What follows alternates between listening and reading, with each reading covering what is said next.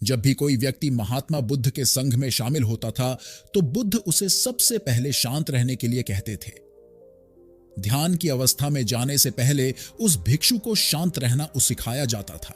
आजकल हर जगह शोर ही शोर है, जिसकी वजह से दिमाग में तनाव होना लाजमी होता है।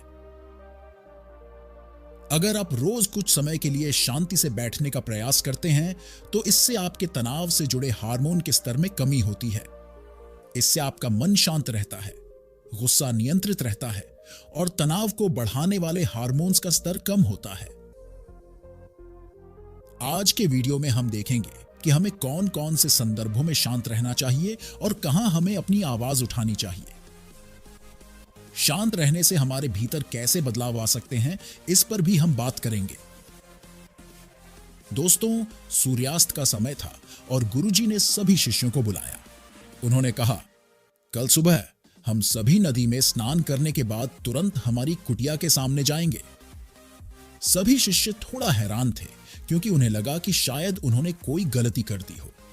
गुरुजी गुस्से से नहीं, प्यार से कहते हैं, हो सकता है कि कल सुबह मैं कुछ अच्छा सिखाऊं। सब लोग रात को सही समय पर सो जाते हैं और सुबह उठकर सभी लोग नदी में स्नान करने के बाद वापस गुरुजी के सामने उपस्थित हो जाते हैं। गुरु कहते हैं, आज हम तुम सबको चुप रहने के फायदे के बारे में बताऊंगा। गुरु कहते हैं 10 मौके जहां पर चुप रहने से होता है फायदे और बोलने से नुकसान। गुरु कहते हैं अगर आप इन 10 मौकों पर शांत हो गए यानी मौन हो गए तो आप जो चाहोगे वही मिल जाएगा। आपकी जिंदगी में चमत्कारिक बदलाव शुरू हो जाएंगे। जरूरत से ज्यादा बोलना या चुप रहना दोनों ही अच्छी बात नहीं है, जैसे जरूरत से ज्यादा बारिश हो जाना या फिर धूप दोनों ही दिक्कत देती है। उसी तरह अनावश्यक बोलने से भी काफी नुकसान होता है। गुरु कहते हैं कि पहला ऐसा मौका जहां पर व्यक्ति को चुप रहना चाहिए। बिना तथ्य के ना बोले। गुरु ने कहा, अगर आपके पास कोई तथ्य नहीं है तो वहां चुप रहने में ही भलाई है। चुप बैठने से दिमाग में नई कोशिकाओं का निर्माण होता है और इससे ज्ञान की वृद्धि होती है। बोलने में भलाई होती है जहां आपको किसी चीज के बारे में पूरा ज्ञान न हो। अगर आप बिना तथ्य के कहीं बोलते हैं या फिर बेवजह बोलते हैं तो आपका वहां मजाक भी बन सकता है। अगर आपके पास पर्याप्त जानकारी नहीं है, ऐसी जगह पर बोलने से आपका मजाक तो बनी रहेगी, साथ ही साथ लोगों का भरोसा भी आपसे उठने लगेगा। इसलिए ऐसी जगह पर शांत रहो जहां तुम्हें पता ना हो कि क्या बोलना है क्या नहीं। कई बार कुछ लोग ऐसे होते हैं जो हर जगह अपनी उपस्थिति बताने लगते हैं। उन्हें पता नहीं होता है कि हमें क्या बोलना है, लेकिन फिर भी बोलते जाते हैं और फिर बाद में दूसरे लोग उनके जाने के बाद उनका मजाक उड़ाते हैं। जब तक आपको उस तथ्य के बारे में अच्छा ज्ञान नहीं है, उसके बारे में पता नहीं है, तो वहां चुप रहना ही ज्यादा समझदारी है। गुरु ने कहा, दूसरा ऐसा मौका जहां पर व्यक्ति को चुप रहना चाहिए, शब्दों से ठेस किसी को ना पहुंचे। अगर आपके शब्द किसी को मानसिक ठेस पहुंचा रहा हो तो वहां चुप हो जाना चाहिए। कमजोर व्यक्ति के बारे में कुछ भी बोलकर आप महान नहीं बन सकते हैं। महान आप किसी कमजोर का साथ देने में बनेंगे। कई बार होता है कुछ लोग अपने से छोटे व्यक्ति को भला बुरा कहते रहते हैं। सामने वाला इंसान तो कद से आपसे छोटा है, वह आपको कुछ नहीं बोलेगा, लेकिन आप उसकी नजरों में गिरते चले जाएंगे। हो सकता है कि कल वह भी आपसे पद में बड़ा हो जाए। पद में आपसे जब वह बड़ा हो जाएगा तो आज जो रवैया आपका उसके साथ है, आने वाले समय में वह भी आपके साथ वही करेगा। आप किसी को नीचा दिखाकर बड़ा नहीं बन सकते हैं। बड़ा बनना है तो अपने से छोटे लोगों का इज्जत भी करना सीखें और साथ ही साथ बड़े लोगों का भी सम्मान करना चाहिए। लोगों को लगता है कि अगर वह अकड़ कर बोलेंगे और सामने वाले को नीचा दिखाने की कोशिश करेंगे तो वह बड़े बन जाएंगे, तो यह उन सब की भूल है। बड़े होने की बजाय आप उनकी नजरों में गिरते चले जाएंगे। गुरु ने आगे कहा, इसलिए शिष्यों, तुम सब जब भी बोलना आदर भाव से बोलना, ताकि तुम्हारी बात लोगों को अच्छी लगे बोलने में। भाई बहन, माता पिता, मित्र इत्यादि संबोधन शब्दों का इस्तेमाल जरूर करना। इससे तुम्हारी मान प्रतिष्ठा तो बढ़ेगी ही, साथ ही साथ लोगों की नजरों में तुम समझदार व्यक्ति बनते जाओगे। गुरु ने आगे कहा, तीसरा मौका जहां पर व्यक्ति को चुप रहने में ही भलाई है। क्रोध या घृणा करने वाले लोग, जब कोई अपना या सगा संबंधी आप पर क्रोध कर रहा हो आपका अपमान कर रहा हो, तो आपको उस वक्त चुप रहना चाहिए, ताकि सामने वाले का गुब्बारा पूरी तरह से फट जाए। आप यदि सही हैं तो उसे कतई माफी ना मांगे और चुप रहकर ही सही समय का इंतजार करें। वह खुद आपसे माफी मांग लेगा जब उसे अपनी गलती का एहसास हो जाएगा। गुरु आगे कहते हैं कि अगर आपका कोई सगा संबंधी आप पर क्रोध कर रहा हो और आप उस समय शांत हैं, तो यह आदर सम्मान देने की निशानी होती है। इससे ना कोई छोटा होता है और ना ही बड़ा। अगर आपको क्रोध आ रहा है तो आप या तो वहां से किसी का अनादर किए बिना चले जाएं, या फिर चुप रहे। क्रोध करने से आपके रिश्ते खराब होंगे। क्रोध करने से हमेशा क्रोध करने वाले व्यक्ति का ही बुरा होता है। गुरु आगे कहते हैं कि एक बार की बात है, एक सांप जंगल से भागते हुए किसी राजा के घर में पहुंच गया। लोगों ने छेड़खानी की तो वह बहुत ही गुस्सा हो गया, जिससे घर में जो तलवार पड़ी हुई थी उसी को लपेटकर कसने लगा और धीरे धीरे उसका पूरा शरीर कट गया। ठीक उसी प्रकार हमारा गुस्सा भी हमारे शरीर को तलवार की भांति काटता रहता है। गुस्सा ध्यान से खत्म होता है। प्रतिदिन अगर आप ध्यान की मुद्रा में बैठते हैं तो आपका गुस्सा आपके नियंत्रण में रहेगा। गुरु आगे कहते हैं कि यह तरीका है कि आप प्रतिदिन ध्यान का अभ्यास करें। इससे आपके शरीर में जो हार्मोन्स गुस्से को बढ़ावा देते हैं वह सब तुम्हारे नियंत्रण में रहेंगे, जिससे शरीर गुस्से पर आसानी तुम्हारा से काबू पा लेगा। लेकिन एक तरीका यह भी है कि जब भी आपको गुस्सा आए तो आप यह समझने का प्रयास करो कि क्या मेरा गुस्सा जायज है या नहीं। हमें वहां पर बोलना चाहिए कि नहीं। जब आप खुद इस बात का आकलन लगा पाएंगे तो आपको खुद पता चल जाएगा कि हमें गुस्सा करना चाहिए या नहीं। फिर भी आपको गुस्सा आ रहा है तो आप वहां से हटने का प्रयास करें, वहां से दूर चले जाएं। धीरे धीरे समय के साथ आपका दिमाग शांत हो जाएगा। गुरु ने कहा, चौथा ऐसा मौका जहां पर इंसान को बहुत ही समझदारी के साथ काम लेना चाहिए, वहां पर आपको चुप रहना ही चाहिए। जहां पर उस मुद्दे से आपका कोई संबंध ना हो। अगर आपका किसी मुद्दे से कोई संबंध ना हो तो वहां आपका चुप रहना बनता है। बिना किसी वजह अगर आप दूसरे के मुद्दे पर बोलेंगे तो यह आपके लिए अनिष्टकारी होगा। इसमें केवल और केवल आपका ही नुकसान है। जल्द ही आप किसी दो लोगों के बीच हो रहे विवाद में जल्दी अपनी टांग न डालें। अगर सामने वाला आपको बुला रहा है अपना झगड़ा शांत करवाने के लिए तो ही आप वहां पर जाएं। किसी की व्यक्तिगत जिंदगी में दखल अंदाजी नहीं देनी चाहिए जब तक कि वह व्यक्ति आपको नहीं बुलाता है। अपने झगड़े को शांत करवाने के लिए कुछ लोग फालतू में दूसरे के विवाद में कूद पड़ते हैं। इससे उनके मान सम्मान मर्यादा पर लोग उंगली उठाने लगते हैं।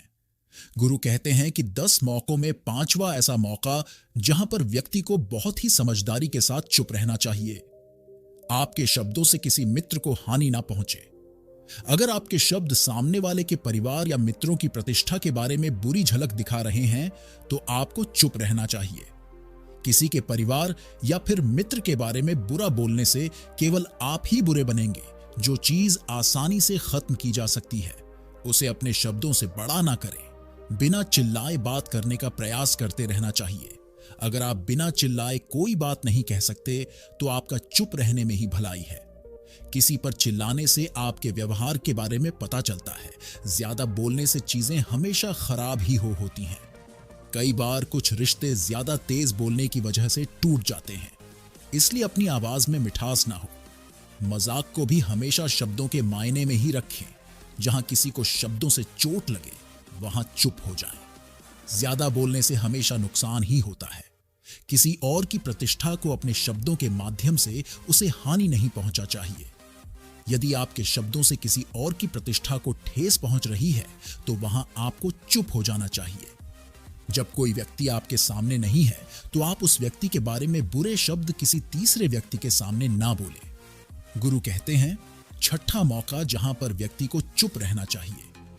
जब कोई कर रहा हो किसी की बुराई, जब कोई आदमी आपके सामने किसी तीसरे आदमी की बुराई कर रहा हो, तब तुम्हें चुप रहकर बस सुनना चाहिए। अपनी व्यक्त नहीं करना चाहिए, क्योंकि जो आज आपके सामने किसी तीसरे की बुराई कर रहा है वह कल किसी और के सामने आपकी बुराई भी कर सकता है। यदि आपने कुछ कहा है तो नीति शास्त्र के अनुसार जो अपने मुंह को बंद रखता है और बुद्धि से काम करता है वही इंसान समझदार होता है। बिना जरूरत के बोलना, किसी के बारे में किसी के बीच में बोलना या गलत बात है। कभी कभी हमारे लिए बुद्धिमानी इसी में होती है कि हमें अपना मुंह ऐसी जगह पर नहीं खोलना चाहिए। गुरु आगे कहे हैं कि 10 मौकों में 7वां ऐसा मौका जहां पर व्यक्ति को चुप रहना चाहिए जब कोई नहीं समझे। आपकी भावना, यदि आपको लग रहा है कि कोई व्यक्ति आपकी भावना, दुख या परेशानी को शब्दों में नहीं समझ रहा है, यदि आपको लग रहा है कि सामने वाला व्यक्ति आपकी भावना या दुख को या आपकी जो परेशानी है उसको वह समझ नहीं पा रहा है या समझने का प्रयास ही नहीं कर रहा है या वह आपको ध्यान से सुन ही नहीं पा रहा है, तो ऐसे व्यक्ति के सामने आप चुप ही रहे, क्योंकि ऐसे लोगों को आपकी भावना या दुख से कोई मतलब नहीं होता है। ऐसे लोगों को अपना राज बताकर आप पछताएंगे ही बाद में, इसलिए हर किसी को अपने मन की बात नहीं बतानी चाहिए।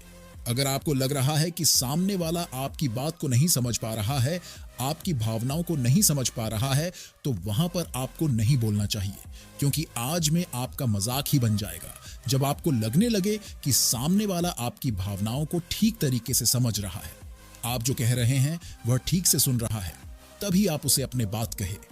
गुरु कहते हैं कि 8वां मौका जहां पर आपको चुप रहना चाहिए जब कोई इंसान अपना दुख व्यक्त करे। यदि कोई इंसान अपने दुख या परेशानी को आपको बता रहा है, तो इसका मतलब यह है कि वह आपको अपना समझ रहा है। ऐसे में तुरंत ही उसे समाधान बताने के बजाय चुप रहकर उसके दुख या समस्या को सुने। उसके दुख या समस्या को किसी और को ना बताएं। वह इसलिए नहीं बता रहा है कि उसकी समस्याओं का समाधान कर देंगे, बल्कि वह इसलिए भी बता रहा है कि सामने वाला उसकी बात को समझ रहा है। कई बार बताने से दुख कम हो जाते हैं। आपको अपना दुख इसलिए बता रहा होगा कि उसे लग रहा है कि आप उसकी बात को समझ रहे हैं। दुख बांटने से कम हो जाता है। इसलिए जब कोई व्यक्ति अपना दुख आपसे व्यक्त करें, तो आप चुप मारकर उसकी बात को बहुत ही ध्यान से सुने, ताकि उसके दुख कम हो जाए, उसके मन का बोझ हल्का हो जाए, क्योंकि उसके मन में जो भी बातें थीं वह आपको सब बता दिया। गुरु आगे कहते हैं कि 10 जगहों में 9 ही ऐसी जगह जहां पर आपको चुप रहना चाहिए, जहां पर दुष्ट प्रकृति के लोग रह रहे हो और गाली ग्लौज कर रहे हो, तो आप वहां पर मत जाइए। ऐसी जगहों से आप चुपचाप निकल जाएं, अर्थात अपनी प्रतिक्रिया दिए बिना आप वहां से चले जाएं, क्योंकि जिसकी जुबान खराब होती है, जो दुष्ट प्रकृति के लोग होते हैं, उनको आप ऐसे समय में नहीं समझा सकते हैं जब उनका दिमाग पूरी तरह से शांत हो जाए, तभी वह आपकी बात सुनेंगे। इसलिए जहां पर दुष्ट प्रकृति के लोगों आपकी की बात को ना मानते हो और ना ही सुनते हो, तो आपको वहां पर नहीं बोलना चाहिए। गुरु कहते हैं कि 10वां ऐसा मौका जहां पर आपको शांत हो जाना चाहिए। अपनी सफलता का राज हर किसी को ना बताएं। कई बार होता है कि कुछ लोग जो सफलता को बहुत ही जल्दी अर्जित कर लेते हैं, वे हर जगह अपनी सफलता का ढिंढोरा पीटने लगते हैं। ऐसे में क्या होता है कि कई लोग आपकी सफलता से खुश नहीं होते हैं। अगर आप अपनी सफलता का जबरदस्ती लोगों में ढिंढोरा पिटवा रहे हैं, तो लोगों की नकारात्मक ऊर्जा आपको प्रभावित कर सकती है। जब आप सफल होंगे तो सबको पता चल जाएगा कि आप सफल हो गए हैं। ढिंढोरा पीटने से नुकसान आपका ही होगा। इतना कहकर गुरु ने कहा, शिष्यों, आज के लिए बस इतना ही। अगर तुम सब मेरी इन 10 बातों को अपने जीवन में अपना लेते हो, तो तुम सब काफी हद तक परेशानियों से बचे रहोगे। यहां से जाने के बाद मेरी यह बातें आपके जीवन किसी वरदान से कम साबित नहीं होगी। दोस्तों, मैं आशा करता हूं कि इस वीडियो से आपको बहुत कुछ सीखने का मौका मिला होगा। अगर आप हमारे साथ जुड़ना चाहते हैं तो इस चैनल को सब्सक्राइब करना मत भूलिए।